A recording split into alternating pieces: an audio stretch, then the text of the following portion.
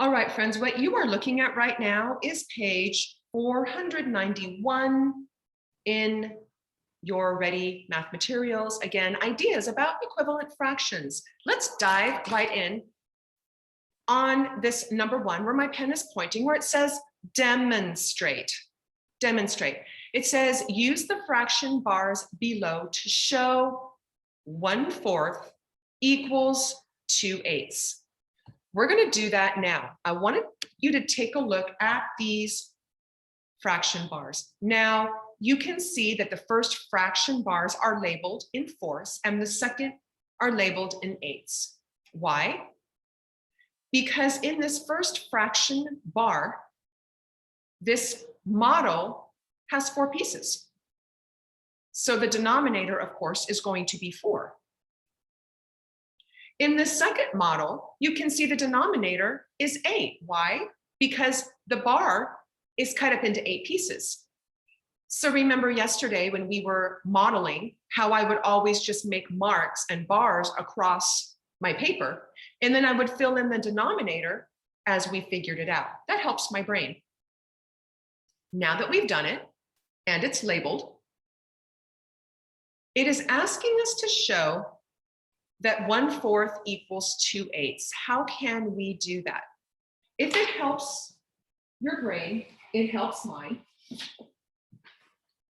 Cover up what isn't 1/4. Cover up what isn't 1/4. And we need to show 1/4 is equal to 2/8. How can we do that? We can simply shade 1/4, right? And I'll do that lightly so you can see the typing underneath. And then we can also shade 2/8. And what is this showing us? This is showing us that 1/4 and 2/8 are the exact same amount. It's the exact same amount. This is what this is showing us. So again, taking away this piece of paper and taking a look at the models together. I want you to think about this as a candy bar. Let's go back to a candy bar. Now, when you open up a candy bar, you have options of how you're going to break up or fraction that candy bar, right? So let's say I wanted to give Benuthi, I'm seeing Benuthi square, that's why I'm saying Benuthi. Let's say I want to give Benuthi 1/4 of my candy bar. Well, I have 2 different ways I could do that here. I could give her 1 larger piece and call that 1/4, or I could give her 2 smaller pieces, which is the exact same amount. It is the exact same amount of candy bar, just fractioned in a slightly smaller way. I could take that 1/4 piece and I could just go snap and snap it in 2. The amount I'm giving her is not different. It's just broken in half. But you can see I have given Benuthi the exact same amount. And that's what this model is trying to show you. Can we go back to butterfly multiplication and confirm that these 2 fractions are equivalent? Yes, I can. Because I can multiply here and I can multiply here. And I can say that 1 times 8 equals 8 here. And I can also say that 4 times 2 equals 8. Yes, they are, in fact, equivalent. If these products are not the same, you need to do your work over again. If these fractions are equivalent, the cross multiplication will confirm that, and your products will be the same. All right, let us take a look at number 2. let us take a look at number 2, and we're going to do a little bit of explaining here. It says that Cooper drew these models. Cooper drew these models. He says they show 2/3 equals 2/6. 2/3 equals 2/6. What did Cooper do wrong? What did Cooper do wrong? Well, when I take a look at these, before I even go on with my explanation, I can see that he's wrong. How can I see that he's wrong? When I do this multiplication, when I do it, I will have 2 times 6 equals 12. And I will have 3 times 2 equals 6. I can see that these products don't match. These fractions are not equivalent. But I have to explain why. Because again, friends, in 3rd grade, we're not just about the calculation, we're about the why, and we're about the explanation. So we know, we have confirmed that Cooper is incorrect, but now we need to explain why. And here is an explanation for you. So what Cooper did is Cooper kept the size of the parts the same. He kept the size of the parts the same. He should have kept the size of the holes the same. The size of the holes should have stayed the same. And he should have divided the bottom hole into smaller parts. Then he would see that 2/3 equals 4/6. That 2/3 equals 4/6. I'm going to read that again. Cooper kept the size of the parts the same. He should have kept the size of the holes the same and divided the bottom hole into smaller parts. And then he would see that 2/3 equals 4/6. So modeling those words, let's do this. Keeping the holes the same. This is what Cooper should have done. He should have drawn 2 models that are exactly the same size. And then what he should have done, if there is a model that has 6 parts, he should have made a model the same size with 6 parts. So what he should have done was this. And he should have made the same size models, the same holes, one broken up into 3 parts, because that's what this denominator tells us, one broken into 6 parts, which is what this denominator tells us. And so if we are going to be taking a look, friends, at the same parts of a whole, remember, it has to be the same amount. We're stopping right here. That's the same amount. We can clearly see that 2/3 is the same as 4/6. 2/3 is the same as 4/6. We have a model here that's just cut up into tinier pieces. So instead of that chocolate bar being in 3 parts, it's now in 6. That's the difference. So again, in keeping those sizes the same, he would see that 2/3 equals 4/6.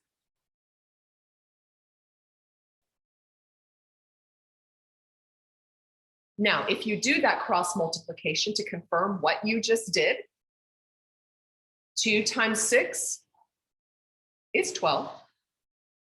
3 times 4 is also 12.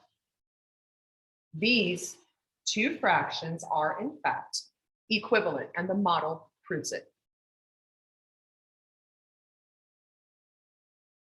All right. And so now we're going to be taking a look at number lines. We're going to be taking a look at number lines. Take a look at number 3. Take a look at number 3. And it says, draw marks on the number line below to show eighths. Eighths. Above each mark you make, write the fraction it shows. So you can see that this number line represents 1 whole. How do I know that? Because we start at 0, we end at 1. We are only dealing with 1 whole. It says I need to take this 1 whole and break it up into eighths. So of course, friends, the goal is to make that number line look like this, right? With eighths. This is our goal. Of course, with the number line indicators on either side. So let's do that. We can see here, we're going to start writing those tick marks, right? The tick marks on the number line. So we're going to call this 1/8, 2/8, 3/8, 4/8, 5/8, 6/8, 7/8, and then 8/8. I've made the tick marks, but now I must label it because that's what the problem is telling me to do. So here I'm going to have 1/8. Here I'm going to have 2/8. Here I'm going to have 3/8. And here is going to be 4/8. And 5/8. And 6/8. And 7/8. And 8/8. Or 1 whole. Because again, friends, when the numerator and the denominator are the same, that represents 1 whole.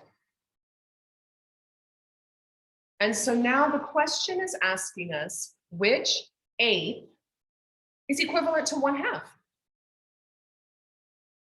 Or in other words, it is asking you which eighth is the same.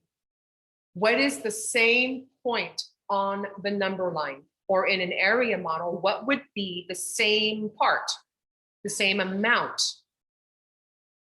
So we're going to take a look at 1/2. What is above 1/2? 4/8. 4/8 is the same amount as 1/2.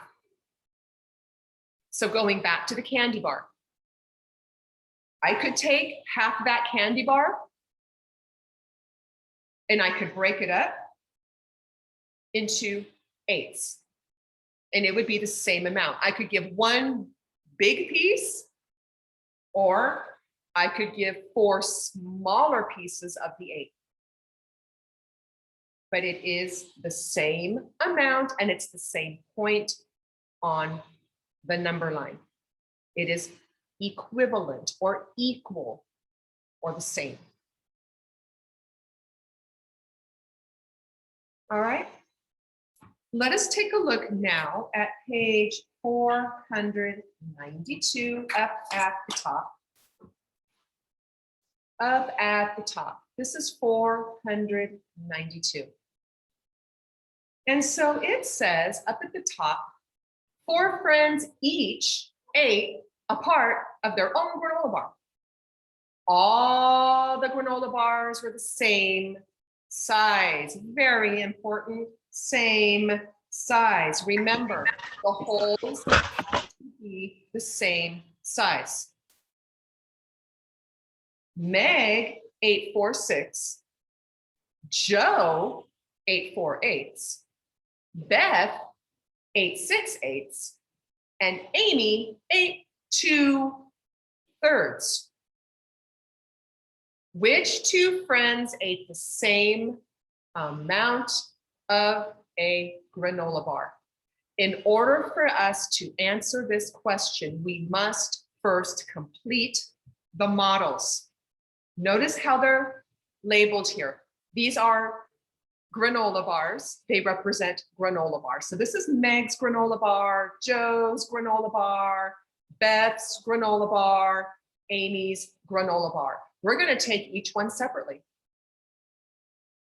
And if all of this, friends, if all of this hurts your brain, if you look at all of this and you get overwhelmed and you're like, I don't even know where to start. I don't know what to do. Friends, this is a trick that works. What I need you to do right now is to not look at anything below. It hurts our brains. It's a lot of information all at once. Let's do this. Don't look at that right now. Right now, we are only talking about our friend Meg. We are only concerned with Meg right now. Don't look at anything else. It's just too much in our brains. We're going to talk about Meg. So Meg, we know, had a granola bar broken into 6 pieces. 6 pieces. So let's do Meg's granola bar. So it's going to be, here's a piece, and here's a piece, and here's a piece, and here's a piece, and here's a piece, right? 1, 2, 3, 4, 5, 6. That's Meg. That's Meg. Meg ate 4 of those 6 pieces. Awesome. So let's do Meg. Seemed like Meg might have been a little bit hungry. Maybe Meg went for a run like I did and she got hungry. All right, here we go, friends. Meg, all done. That represents Meg. I love doing my check marks. Yay, done with Meg. We're going to move on to Joe. Here's Joe. Awesome. Here's Joe. What did Joe do? What did Joe do? I don't know. Let's check. Joe, Joe's in 8 pieces. Joe's in 8 pieces. All right. So let's see, like, here's a piece, and here's a piece, and here's a piece, here's a piece, here, here, and here. Did I get 8? 1, 2, 3, 4, 5, 6, 7, 8. All right, Joe's an 8 pieces. Great. But wait, what did Joe eat? Joe ate 4. Joe ate 4 of his 8 pieces. So there's a piece, and there's a piece, there's a piece, and there's a piece. Great. Joe had 8 pieces. He ate 4. Perfect. We're all done. Now we get to move on to Beth. Perfect. What did Beth do? What did Beth do? Oh, Beth also had it in 8 pieces. Excellent. So here's a piece, and here's a piece, and here's a piece, and here's a piece, here, here, and here. There's Beth. And Beth ate 6. Cool. All right, so we're going to color in Beth. Here we go. There's Beth. Beth ate how many? Beth ate 6. Excellent. Beth is all done. One more. Perfect. And now we go to Amy. Amy's at the end. And Amy, what did Amy do? Amy did 3 pieces. Oh, she just broke hers into bigger pieces. All right, so like here's a piece right here. And like, here's a piece right here. Awesome. And how many did she eat? She ate 2. She ate 2 of those. Excellent. There we go. All right, models are done. I have Meg, Joe, Beth, and Amy. Excellent. What is my question? Now, what am I trying to answer? I got all the information I need. What's the question asking me? Which 2 friends ate the same amount of granola? Oh, excellent. Which 2 friends ate the same amount of granola? Looks like to me, yep, Meg and Amy. Meg and Amy. Why? Because if you take a look at the 6 that Meg ate and the 3rds that Amy ate, they would be the exact same spot on a number line, or the exact same amount of an area model is shaded. So we're going to say Meg and Amy. Meg is 4/6. Amy is 2/3. Again, friends, same spot on the number line, same amount of the area model shaded. Could we do quick cross multiplication to see if we're right? Yep.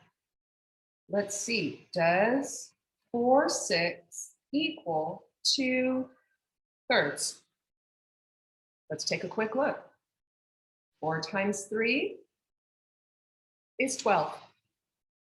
6 times 2 is also 12.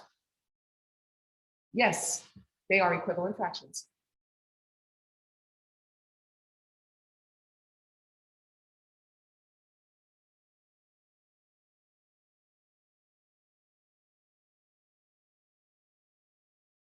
All right, friends, I'm going to give you a moment to get the rest of that written down. We're going to come back together very briefly.